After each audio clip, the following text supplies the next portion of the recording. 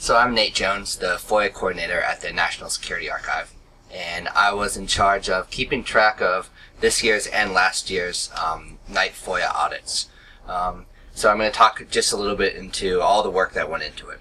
So one of the cool things about the audit was that you get to learn pretty quick what all of the initials of all the 90-some federal agencies mean and stand for, because we track all of the incoming and outgoing FOIA requests to them that we use for the audit.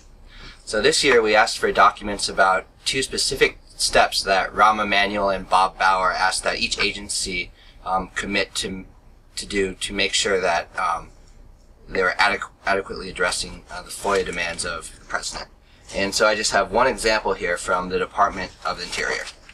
So here's our initial letter asking for documents related to the two specific steps from the Emanuel Bauer memo. And before too long after that, we got a letter from the Department of Interior saying, thanks for your FOIA request, we're working on it, here's the number, which we tracked. And then not too long after that, they sent us all sorts of good stuff, including some CDs, saying, answering our request.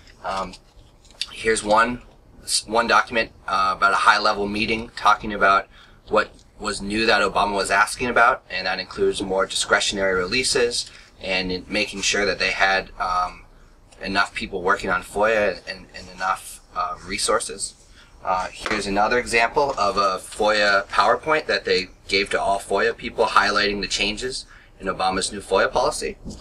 And here's a pretty cool example showing that they are in fact doing more discretionary releases, because here's a copy of an email chain that might have been withheld under previous administrations. And basically it says, hey, Obama just issued a new executive memo on FOIA. Check it out. Here is a good blog posting on a FOIA blog. And then someone replied, all it was sent to a lot of people, and here is the reply. I found it pretty funny.